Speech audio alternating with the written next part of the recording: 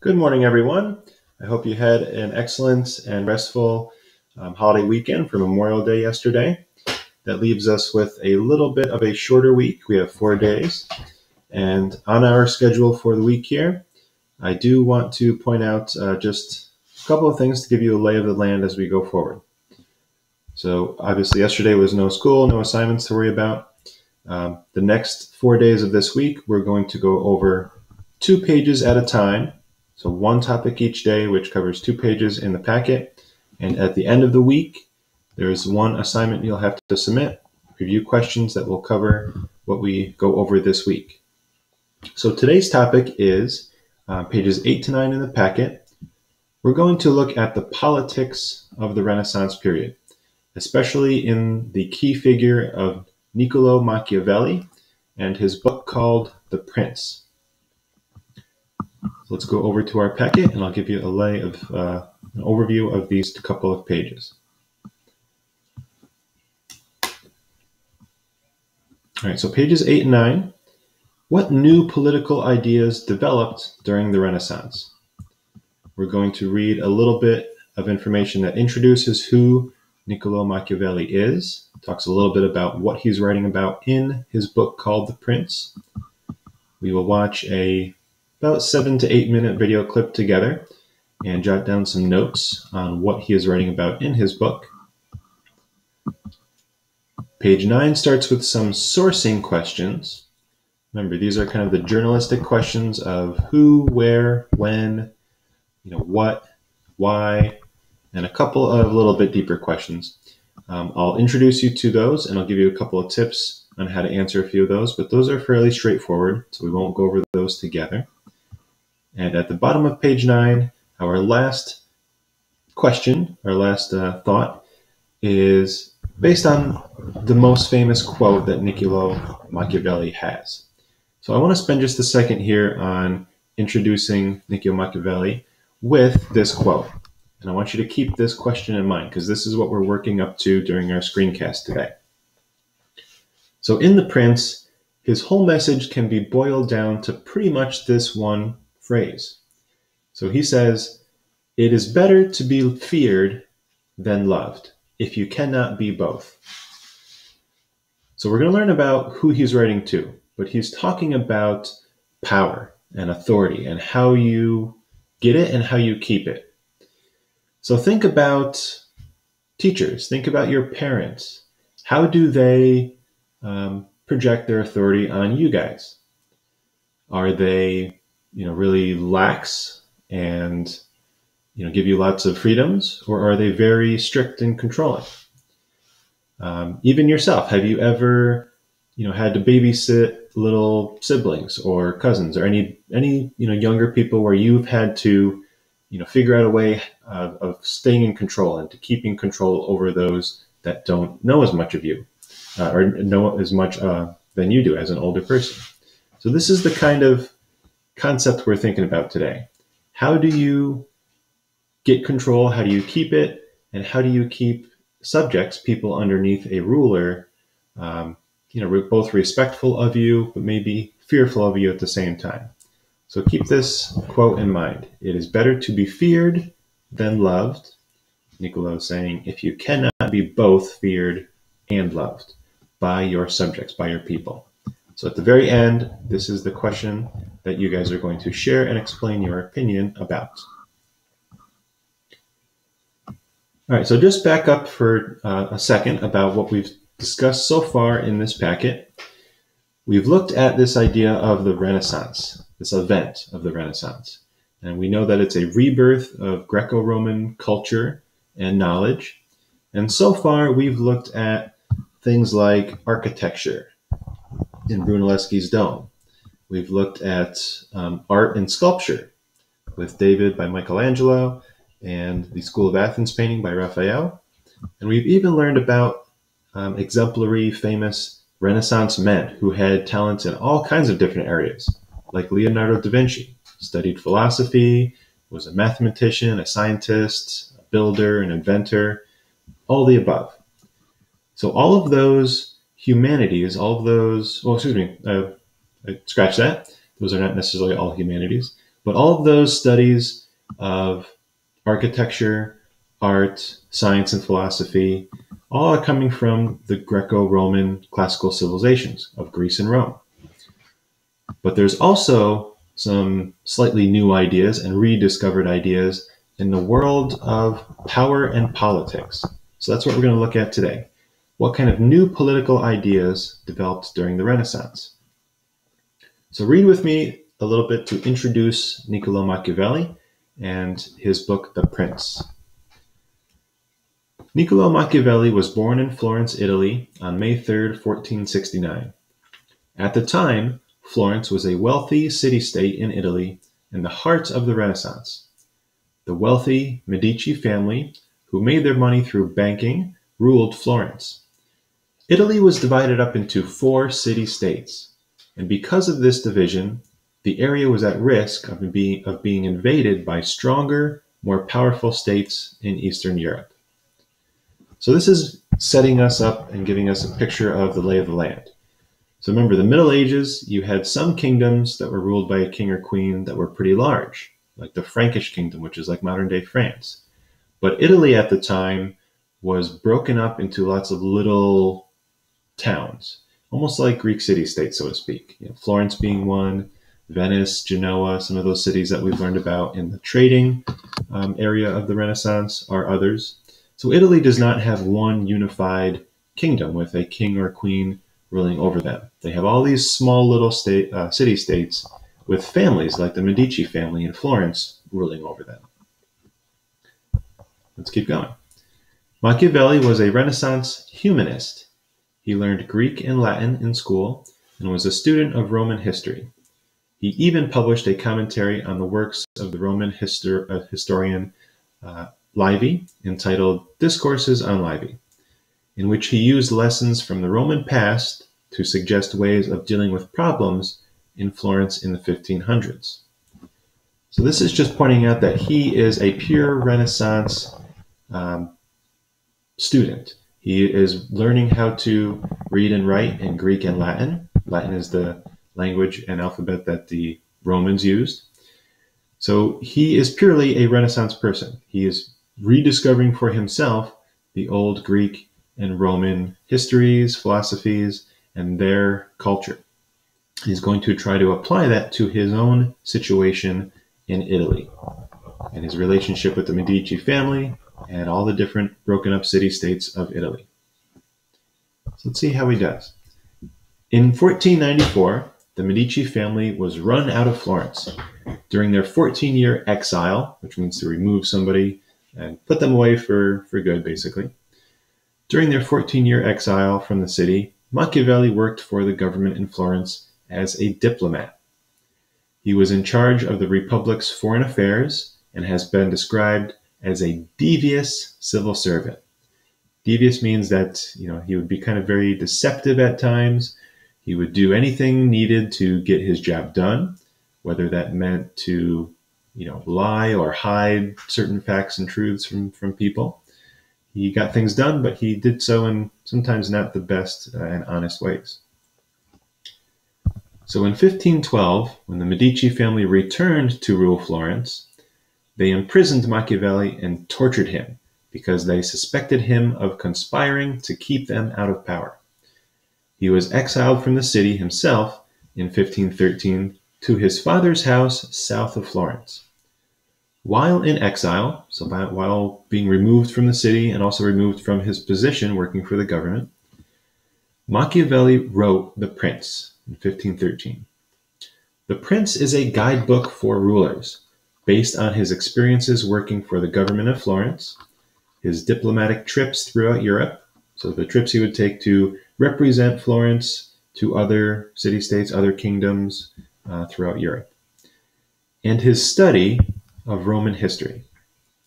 Hoping to win the favor of the Medici, he dedicated the book The Prince to Lorenzo di Piero de' Medici, the ruler of Florence at the time. So keep that in mind. This is the person who he's writing it for. This is kind of his audience. A lot of times in the beginning of books, you see a dedication, maybe to a loved one or somebody who inspired that book. If we were to actually find a copy of this, I'm sure you would probably see somewhere in there mentioning Lorenzo Medici. So he's writing this to a particular ruler-to-be. After the publication of this book, Machiavelli held a number of posts in the Florentine government. So now he's working for the Medicis. They had exiled him because they thought he was, conspiring against them when they were out of Florence. He was working for the government that was put in place. But now that the Medicis are the government once again, and he's dedicating this book to Lorenzo Piero Medici, they bring Machiavelli back into employment for them. So he holds a number of posts in the Florentine government, working for the Medicis. Fueled by the newly invented printing press, which is probably the most epic invention of all time, in my opinion, which we'll look at in tomorrow's pages in our packet. But fueled by the newly invented printing press, The Prince, his book The Prince, was widely read and translated and has influenced philosophers and rulers throughout history. Because of The Prince, Machiavelli is now known as the father of modern political theory. So let's get some notes down on what he's writing about in this book, The Prince. It's going to be about power. It's going to be, written with the audience of rulers and princes in mind. And there's 4 areas that we want to think about as we watch this video. Machiavelli is giving advice to rulers, telling them what their approach should be about these 4 areas. So what is Machiavelli telling rulers and princes what their opinion of the public should be? What do they have to know about the art of warfare? How should they go about accomplishing their goals and fulfilling their campaign promises and their policies? And what should their style of leadership be so that people see them in a certain light? So we're going to go over to this clip. I'll mostly play it all the way through. I'll stop just a couple of times to say a few things. But the context of this, the way that they start this video out, is with the idea that if the President of the United States was in need of advice, maybe somebody who had never been in power before somehow gets elected to the United States, they're in tough situations, there's lots of crazy things happening in the country, and they were to either have access to a copy of The Prince, or let's say they could go back in time and meet Niccolo Machiavelli. What kind of advice would Niccolo Machiavelli be giving to the President of the United States? That's just how they introduce this topic. And then they do some interviewing of important key, historians and some little video montages.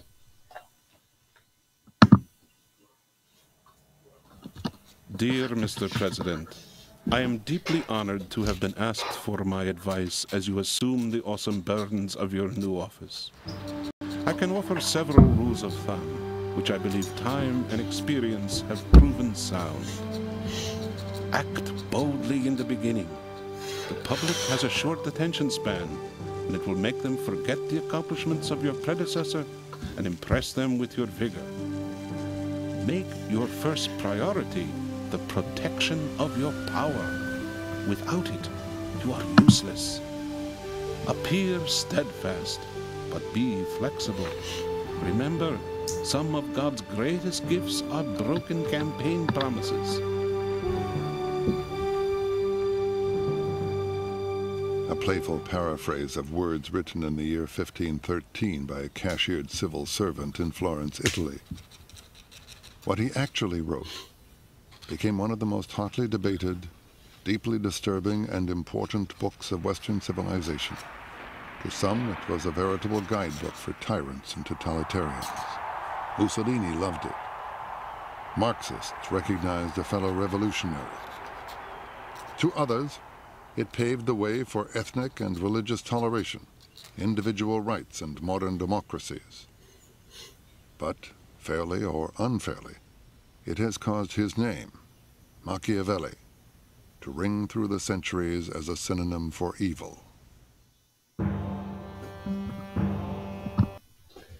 So just real quick, you guys probably don't use this term very much yet, but as you get older, you'll probably hear it maybe in movies or as you get, discussing more philosophy and politics, when you're a little bit older. But it's pretty common language when people are discussing presidents and rulers and how their style of ruling is, to use Machiavellian as a description for how somebody can be very ruthless and make tough decisions that are unpopular with people, but that are definitely one way to get the job done quickly.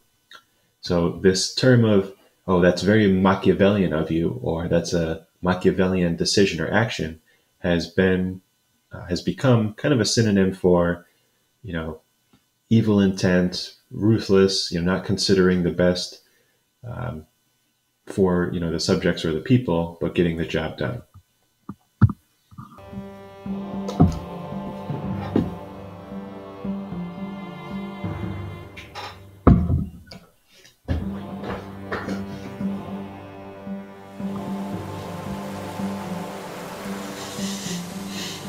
I compare fortune to one of those violent rivers which, when they are enraged, flood the plains, tear down trees and buildings.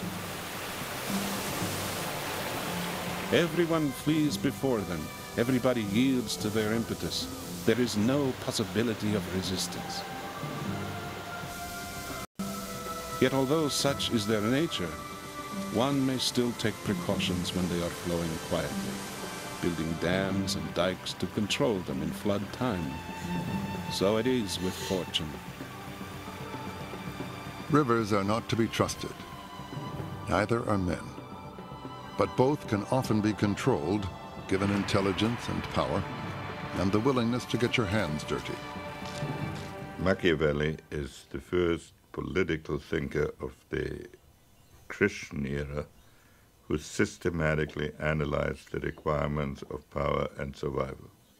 The Prince is a book about power.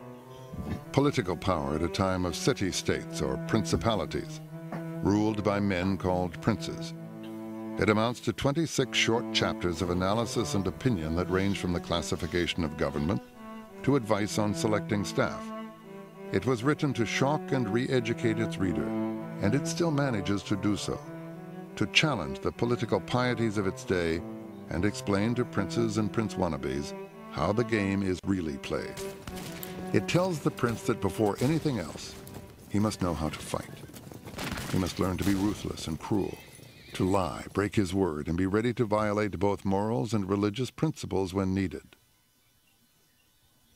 Though it also stresses the need to appear compassionate, moral, and devout. Some say Machiavelli invented modern politics. And when we read The Prince, we can see today's headlines.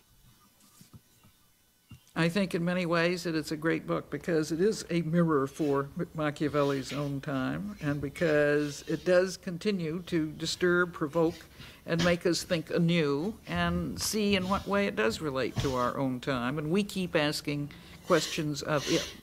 It was Machiavelli who said, "Get real." In Italian, of course. E molti si sono immaginati repubbliche e principati. Many have dreamed up republics and principalities which have never in truth existed. The gap between how one should live and how one does live is so wide that a man who neglects what is actually done for what should be done is on the way to self-destruction. Machiavelli's focus on what is actually done is in tune with his times. Copernicus is studying the heavens, and Leonardo is dissecting cadavers, both trying to learn how God actually did it, to learn not from theory, but direct observation. Just as Leonardo was interested in anatomizing the world of nature, so Machiavelli, in a sense, was interested in anatomizing the world of politics and the world of history. But dissections and autopsies are never pretty. One of the uglier discoveries attributed to Machiavelli is the idea that the end justifies the means. Now, he didn't put it quite that way. In the actions of all men, and especially of princes, where there is no court of appeal, one judges by the result. Machiavelli is very clear that the end is what counts. He says this in a number of places, and it seems to us a very tough argument. There are some situations in which the more the survival is threatened, the narrower the margin of choice becomes, unless you say you would rather have your society destroyed than to pursue marginal means. So I want to stop here for just a second, because that phrase, the end justifies the means, that's another phrase and quote that you might have heard before, but as you get a little bit older, you'll probably use it and hear it more often. Basically, what he's saying there is that if you were, say, running for president or running for even school office or something, and you were promising to the people that elected you that you were going to get this list of items done. You're going to say, I'm going to improve the food at the school. I'm going to give us a later start date for the school day so we can sleep in more.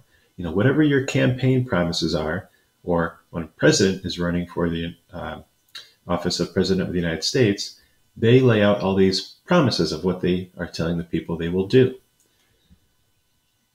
So in perspective of a ruler, Machiavelli is saying that history will judge you based on what you accomplish, what the outcomes of your time in office is, not necessarily how you get those things done.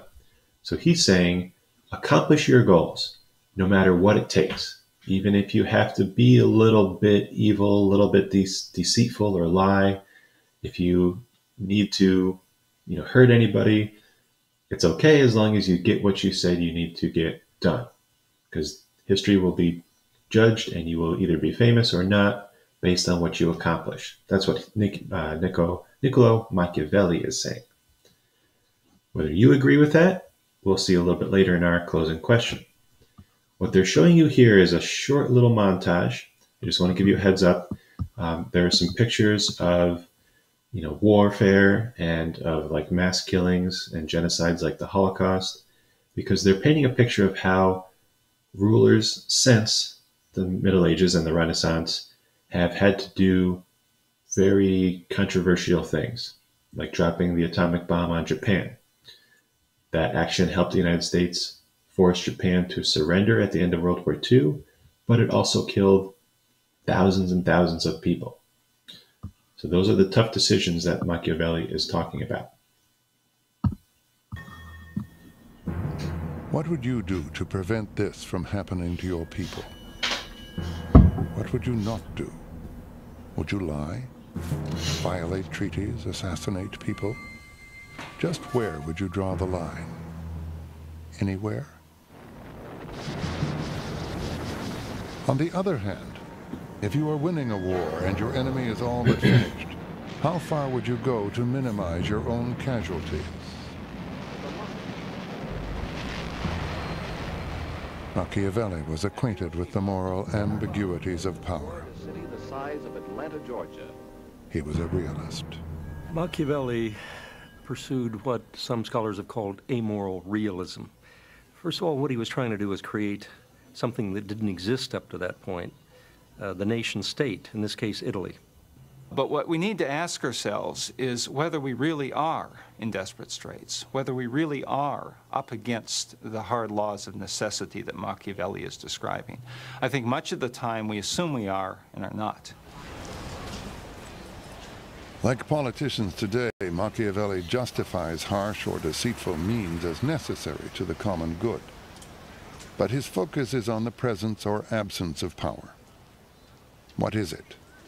How do you get it? How do you keep it?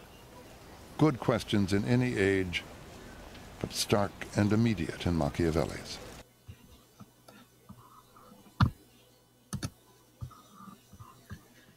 Okay, guys, so that is some pretty deep philosophical and political ideas in Machiavelli's The Prince. So I want to take you through these 4 areas that I laid out for you to get a couple notes down about what Machiavelli's basic message is.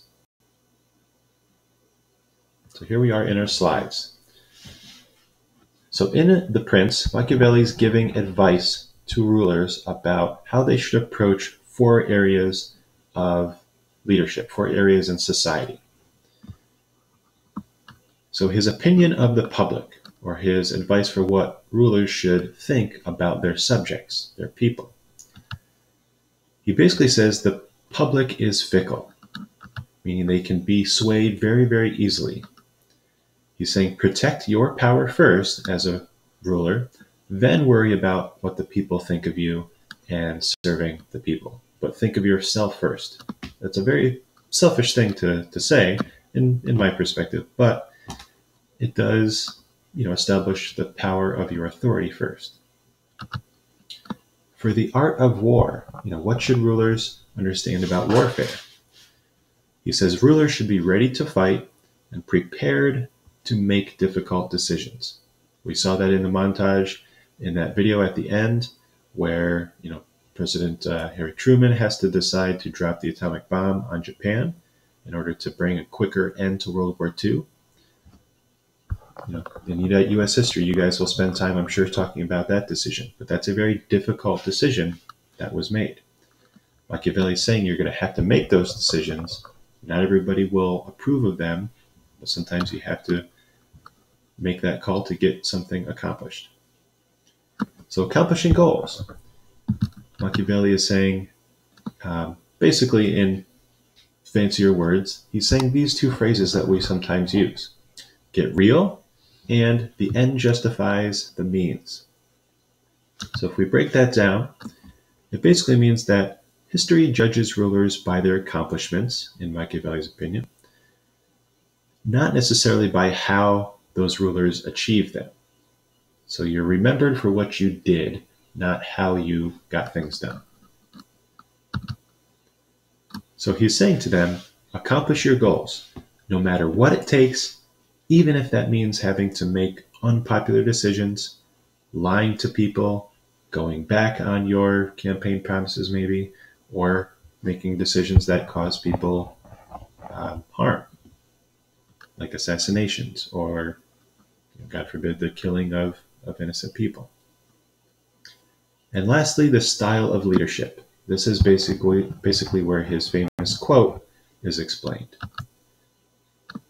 Machiavelli is saying rulers should strive to be both ruthless, feared by their people, and compassionate, loved and respected by their people. But he's saying if you can't be both, it is better to be feared than to be loved. And that is going to be the opinion question, whether you guys agree with that or not, at the end of our time today.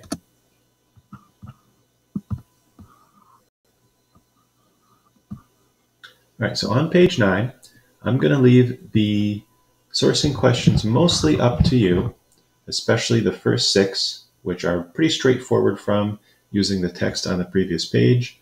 You guys can respond to who wrote The Prince, where was The Prince written, when was it written, who was his audience, what type of source, remember primary or secondary, and why was The Prince written. However, questions 7 and 8, I want to give you some guidelines, some tips on how to answer those.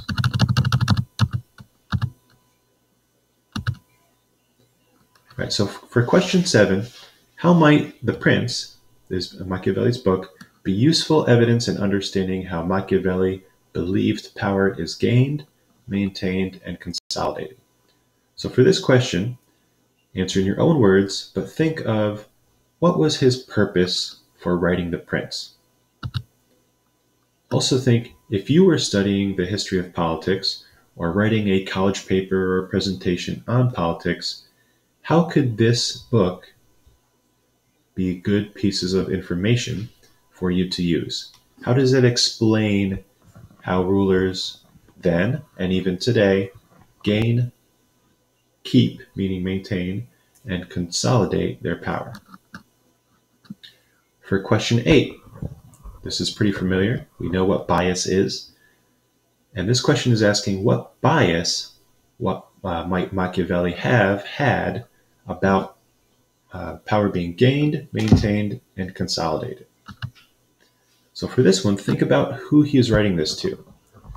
Remember, if you are interrogated by a detective or a police officer, and the person who they think committed this particular crime is somebody that you know, they probably know that, but they are going to ask you questions to try to get you to answer as honestly, so that your bias, your relationship to that person, doesn't get in the way of an honest answer. So think about who he's writing this to. Which Medici ruler did he dedicate his book to?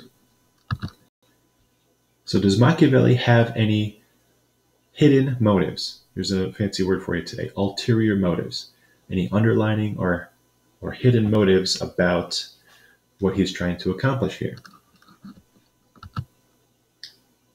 And what was his relationship like with the Medici family? If you need to go back to page 8 and reread some of those sections, please do. But because he's writing this to a Medici, the context of his relationship with the Medicis is going to shape maybe some bias about what he's saying in this book, The Prince.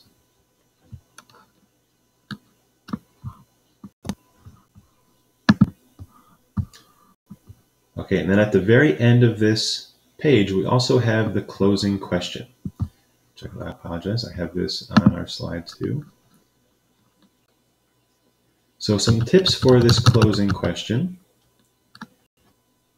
Based on what you've learned of Machiavelli's philosophies and what you know about modern day political leaders, do you agree with the quote above? And always explain your opinion.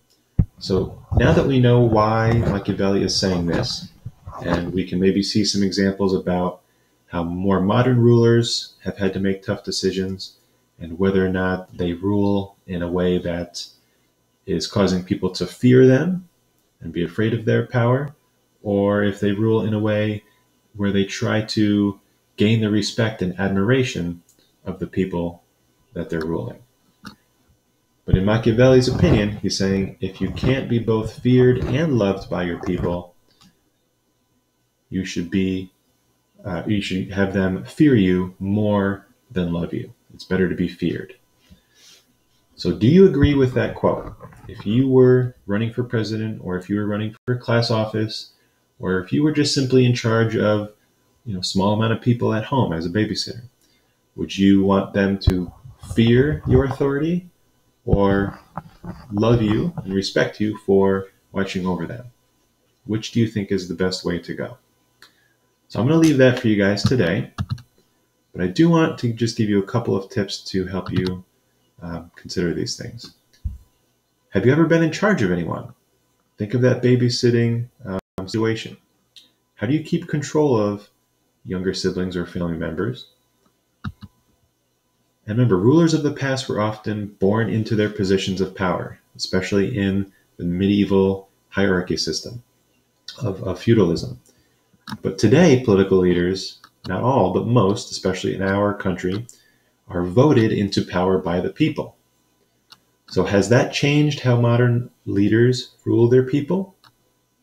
When they make campaign promises and they're trying to get elected or re-elected, would that change what they're going to choose based on ruling in a loving, compassionate style, or ruling in a fear-creating, ruthless style? So consider those things, but ultimately this is your opinion.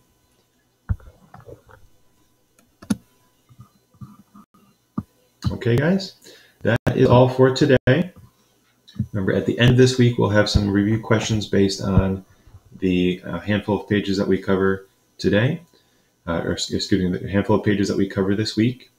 But if you have any questions at all, send me an email. I'll be able to get back to you usually within an hour. Hope you guys have an enjoyable night, and I'll see you here tomorrow to go over the printing press, and this invention will give us a nice transition into the second major topic of our packet, the Reformation. We'll see how religion and the church is changing during this time period of the Renaissance. All right, have a great night. I'll see you tomorrow. Bye-bye.